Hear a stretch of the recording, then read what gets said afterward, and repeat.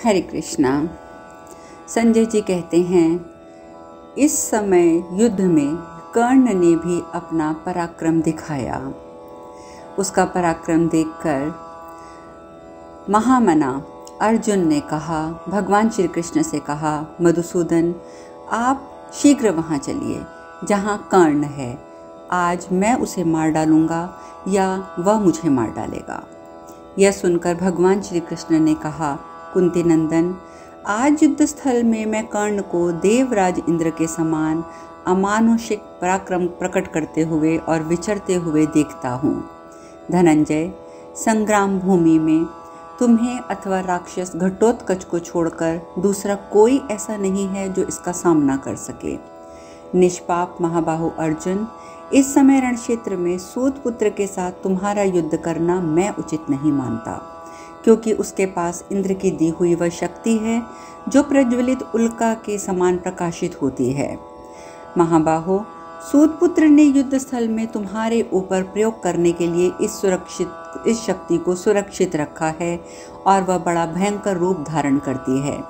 अतः मेरी राय, इस समय महाबली घटोत्कच ही राधापुत्र कर्ण का सामना करने के लिए जाएं, क्योंकि वह बलवान भीमसेन का बेटा है, देवताओं के समान पराक्रमी है और उसके पास राक्षस संबंधी एवं असुर संबंधी सभी प्रकार के दिव्य अस्त्र शस्त्र हैं। घटोत्कच तुम लोगों का हितैषी है और सदा तुम्हारे प्रति अनुराग रखता है। वह रणभूमि में कर्ण को जीत लेगा, इसमें मुझे कोई संशय नहीं है। भगवान श्री कृष्ण के ऐसा कहने पर महाबाहु कमल नयन कुंती कुमार ने राक्षस घटोत्कच का आवाहन किया और वह तत्काल उनके सामने प्रकट हो गया। प्रजानाथ, उसने कवच, धनुष, बाण, खड्ग धारण कर रखे थे। तब भगवान श्री कृष्ण और पांडु नंदन धनंजय को प्रणाम करके वह श्री कृष्ण से बोला, प्रभु मैं आपकी सेवा में उपस्थित हूँ, मुझे आज्ञा दीजिए, क्या करूँ। तदंतर प्रज्वलित मुख और प्रकाशित कुंडलों वाले मेघ के समान काले हिडिंबा कुमार घटोत्कच ने भगवान श्री कृष्ण से हंसते हुए कहा। भगवान श्री कृष्ण ने उत्तर दिया, बेटा घटोत्कच, मैं तुमसे जो कह रहा हूँ उसे सुनो और समझो। ये तुम्हारे लिए पराक्रम दिखाने का अवसर है, दूसरे किसी के लिए नहीं। तुम्हारे ये बंधु संकट के समुद्र में डूब रहे हैं, तुम इनके जहाज बन जाओ। तुम्हारे पास नाना प्रकार के अस्त्र शस्त्र हैं तथा तुम में राक्षसी माया बल भी है।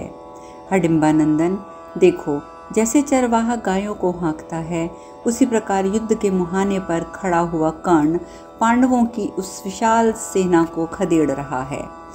वह कर्ण इस समय महान धनुर्धर बना हुआ है। वह पांडवों की सेना में जो क्षत्रिय वीर हैं उनका विनाश कर रहा है। इसके बाणों की आग से संतप्त हो बाणों की भारी वर्षा करने वाले सुदृढ़ धनुर्धर वीर भी युद्ध भूमि में ठहर नहीं पाते हैं। देखो, जैसे सिंह से पीड़ित हुए मृग भागते हैं, उसी प्रकार इस आधी रात के समय सूतपुत्र के द्वारा दी हुई बाण वर्षा से व्यथित होकर पांचाल सैनिक भागे जा रहे हैं। इसीलिए भयंकर पराक्रमी वीर, इस युद्ध स्थल में तुम्हारे सिवा कोई दूसरा ऐसा योद्धा नहीं है जो इस प्रकार आगे बढ़ने वाले सूतपुत्र को रोक सके। महाबाहो, इसलिए तुम अपने पिता, मामा, तेज, अस्त्रबल और अपने प्रतिष्ठा के अनुसार युद्ध में पराक्रम करो। हिडिंबा कुमार, मनुष्य इसीलिए ही पुत्र की इच्छा करते हैं कि वह किसी प्रकार से हमें दुख से छुड़ाएगा, अतः तुम अपने बंधु बांधवों को उबारो। घटोत्कच, प्रत्येक पिता अपने इसी स्वार्थ के लिए पुत्रों की इच्छा करता है कि वे पुत्र मेरे हितैषी होकर मुझे इस लोक से परलोक से तार देंगे। भीम नंदन, संग्राम भूमि में युद्ध करते समय तुम्हारा भयंकर बल बढ़ता है और तुम्हारी मायाएं दुस्तर होती हैं। परम तप, रात के समय कर्ण के बाणों से शक्त विषप्त होकर पांडव सैनिकों के पांव उखड़ रहे हैं। तुम उनके लिए तटभूमि बन जाओ। रात्रि के समय राक्षसों का अनंत पराक्रम होता है और वो और भी बढ़ जाता है। वे बलवान, परम दुर्गज, शूरवीर और पराक्रम पूर्वक विचरने वाले होते हैं।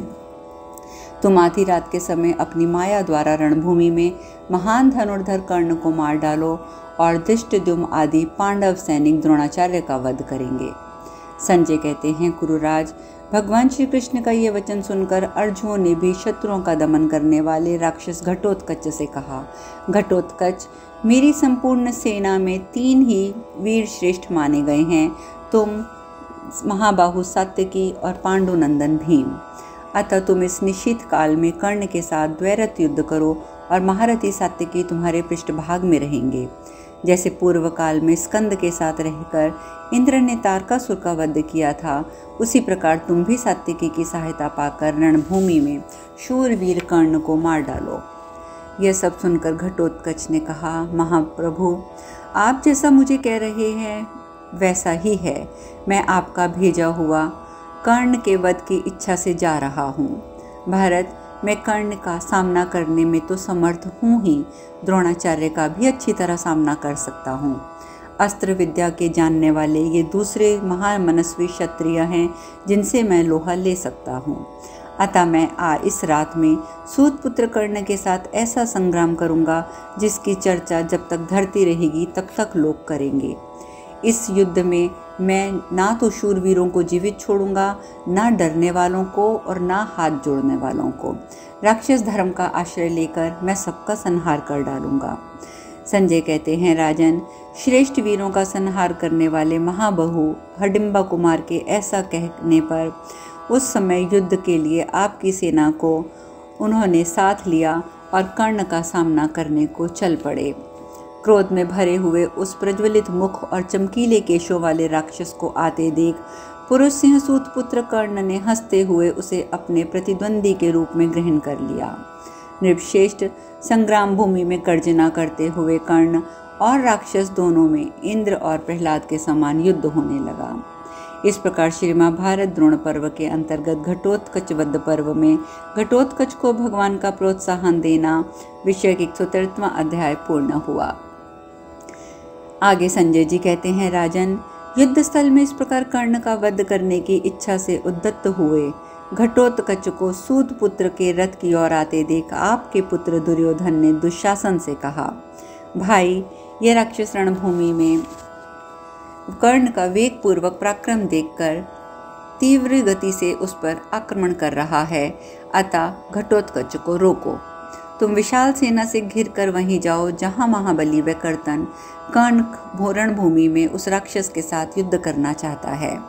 मानद, तुम सेना के साथ सावधान होकर रणभूमि में कर्ण की रक्षा करो, कहीं ऐसा न हो कि हम लोगों के प्रमादवश वह भयंकर राक्षस कर्ण का विनाश कर डाले। राजन, इस समय जटासुर का बलवान पुत्र योद्धाओं में श्रेष्ठ एक राक्षस दुर्योधन के पास आकर बोला, दुर्योधन, यदि तुम्हारी आज्ञा हो तो मैं तुम्हारे विख्यात शत्रु रणदुर्दम पांडवों का उनके सेवकों के साथ वध करना चाहता हूँ। मेरे पिता जटासुर राक्षसों के अगुआ थे। उन्हें पूर्व काल में इस नीच कुंती कुमारों ने राक्षस विनाश कर्म करके मार गिराया था। राजेंद्र, मैं शत्रुओं के रक्त और मांस द्वारा पिता की पूजा करके उनके वध का बदला लेना चाहता हूँ। आप मुझे आज्ञा दीजिए। तब राजा दुर्योधन ने अत्यंत प्रसन्न होकर बार बार उससे कहा, वीरवर, द्रोणाचार्य और कर्ण आदियों के साथ मिलकर मैं स्वयं ही तुम्हारे शत्रुओं के बीच में उनका वध करने में समर्थ हूँ। तुम मेरी आज्ञा से घटोत्कच के पास जाओ और युद्ध में उसे मार डालो। वह क्रूर कर्मा निशाचर मनुष्य और राक्षस दोनों के अंश से उत्पन्न हुआ है। हाथियों, घोड़ों और रथों का विनाश करने वाले इस आकाशचारी राक्षस घटोत्कच सदा पांडवों के हित में तत्पर रहता है। तुम युद्ध में उसे मारकर यमलोक भेज दो। जटासुर के पुत्र का नाम अलम्बुश था। वह विशालकाय राक्षस ने दुर्योधन से तथास्तु कहकर भीमसेन के पुत्र घटोत्कच को ललकारा और उसके ऊपर नाना प्रकार के अस्त्रों से वर्षा आरंभ कर दी। राक्षस अलम्बुश ने घटोत्कच का माया बल देखा था, परंतु उसने नाना प्रकार के बाण समूहों से वर्षा आरंभ कर दी। उस महाबली निशाचर ने भीम कुमार के बहुत से बाणों द्वारा घायल करके अपने बाण समूहों से पांडवों की सेना को खदेड़ना आरंभ कर दिया। भारत, उसके खदेड़े हुए पांडव सैनिक हवा के उड़ाए हुए बादलों के समान उस निशीत काल में चारों ओर बिखर गए। राजन, इसी प्रकार घटोत्कच के बाणों से छिन्न भिन्न हुई आपकी सेना भी सहस्त्रों मशाले फेंककर आधी रात के समय सब और भागने लगी। तब क्रोध में भरे हुए अलम्बुश ने उस महासागर में भीम कुमार घटोत्कच को अन्य बाणों से घायल कर दिया, मानो महावत ने महान गजराज से अंकुशों से गजराज को मार डाला हो। यह देखकर अत्यंत गर्जना करते हुए घटोत्कच ने अलम्बुश के सारथी, घोड़े, संपूर्ण अस्त्र शस्त्रों को तिल तिल करके काट दिया। उस राक्षस को पीड़ित होता देख चतुरंगी कौरव सेना विक्षुब्ध हो उठी और आपस में ही एक दूसरे को नष्ट करने लगी। महाराज, उस समय सारथी के मारे जाने पर रथहीन हुए अलम्बुश ने रणभूमि में घटोत्कच को जोर से मुक्का मारा। उसके मुक्के की मार खा के घटोत्कच उसी प्रकार कांप उठा जैसे भूकंप होने पर वृक्ष, तृण और गुल्मों सहित पर्वत हिलने लगता है। तत्पश्चात भीमसेन घटोत्कच ने शत्रु समूहों का विनाश करने वाली अपनी परिध जैसी मोटी बाह के मुक्कों से जटासुर के पुत्र को बहुत मारा। क्रोध में भरे हुए हडिम्बा कुमार ने उसे अच्छी तरह मथ कर तुरंत ही धरती पर दे मारा। जब जटासुर का पुत्र अपने आप को घटोत्कच के बंधन से छुड़ाकर पुनः उठ गया और बड़े वेग से उसकी ओर, तब उसने झपटना आरंभ किया। अलम्बुश ने भी झटका देकर रणभूमि में घटोत्कच को उठाकर पटक दिया और उसे पृथ्वी पर रगड़ने लगा। इंद्र और बलि के समान वे दोनों पराक्रमी वीर, दोनों मायावी राक्षस एक दूसरे से युद्ध कर रहे थे। एक ने आग बनकर आक्रमण किया तो दूसरे ने महासागर बनकर उसे बुझा दिया। फिर वे हाथी और सिंह, सूर्य और राहु बन गए। इस प्रकार उनका वह युद्ध चलता रहा। दोनों निशाचर परिग, गदा, प्रास, मुदगर, पट्टिश, मुसल और पर्वत शिखरों से एक दूसरे पर चोट करने लगे। उस युद्ध स्थल में वे महामायावी राक्षस अपने हाथियों, घोड़ों, रथों और पैदल सैनिकों के द्वारा एक दूसरे पर प्रहार करते हुए युद्ध कर रहे थे। राजन, तदंतर घटोत्कच अलम्बुश के वध की इच्छा से अत्यंत कुपित होकर उछला और उस पर टूट पड़ा।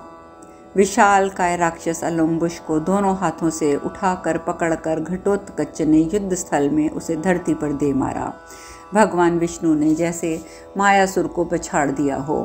महाराज, तब अमित पराक्रमी घटोत्कच के इस अद्भुत दिखाई देने वाले अपनी तलवार उठाकर सम्रांगण में अत्यंत गर्जना करते और उछल कूद मचाते हुए अपने शत्रु अलम्बुश के भयंकर और विकराल मस्तक को उस भयानक राक्षस की काया से काटकर अलग कर दिया। खून से भीगे हुए उस मस्तक के केश को पकड़कर महाबाहु राजा राक्षस घटोत्कच दुर्योधन के रथ की ओर चल दिया और पास जाकर मुस्कुराते हुए उसने विकराल मुख और विशाल केश वाले उस सिर को उसके रथ के पर फेंककर वर्षा काल के मेघ की भांति गर्जना की। राजन, तत्पश्चात वह दुर्योधन से इस प्रकार बोला, ये है तेरा सहायक बंधु, इसे मैंने मार डाला। तूने देख लिया ना इसका पराक्रम। अब तू कर्ण की और अपनी भी इसी प्रकार की अवस्था देखेगा। जो अपने धर्म, अर्थ और काम तीनों की इच्छा रखता है, उसे राजा, ब्राह्मण और स्त्री के से खाली हाथ नहीं मिलना चाहिए। इसीलिए तेरे मित्र का मस्तक मैं तुझे भेंट कर रहा हूँ। तू तब तक यहाँ प्रसन्नतापूर्वक खड़ा रह जब तक कि मैं कर्ण का वध नहीं कर लेता। नरेश्वर, ऐसा कहकर क्रोध में भरा हुआ घटोत्कच तीखे बाण समूहों की वर्षा करता हुआ युद्ध के मुहाने पर कर्ण के पास चला गया। महाराज, तदंतर रणभूमि में सबको विस्मय में डालने वाला मनुष्य और राक्षस का वह घोर एवं भयानक युद्ध आरंभ हो गया।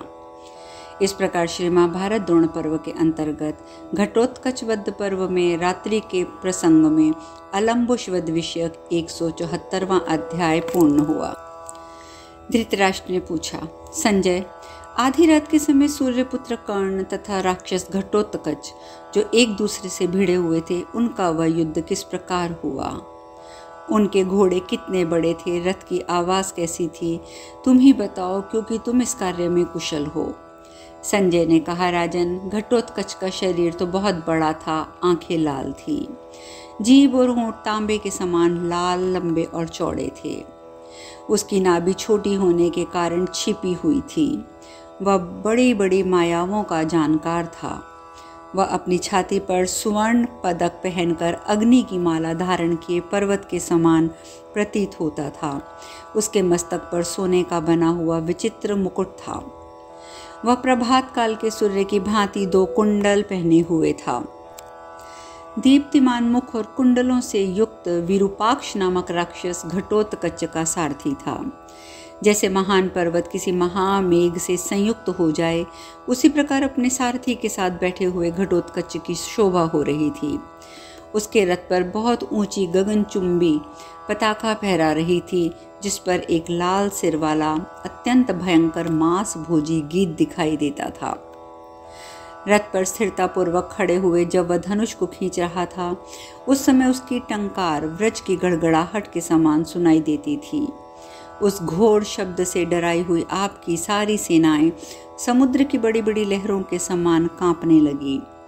विकराल नेत्रों वाले उस भयानक राक्षस को आते देख राधा पुत्र कर्ण ने मुस्कुराते हुए शीघ्रतापूर्वक उसे बढ़कर रोका। जैसे एक यूथपति गजराज का सामना करने के लिए दूसरे यूथ का अधिपति गजराज चढ़ आता है, उसी प्रकार बाणों की वर्षा करते हुए घटोत्कच पर कर्ण ने उसके निकट से उस पर आक्रमण आरंभ कर दिया।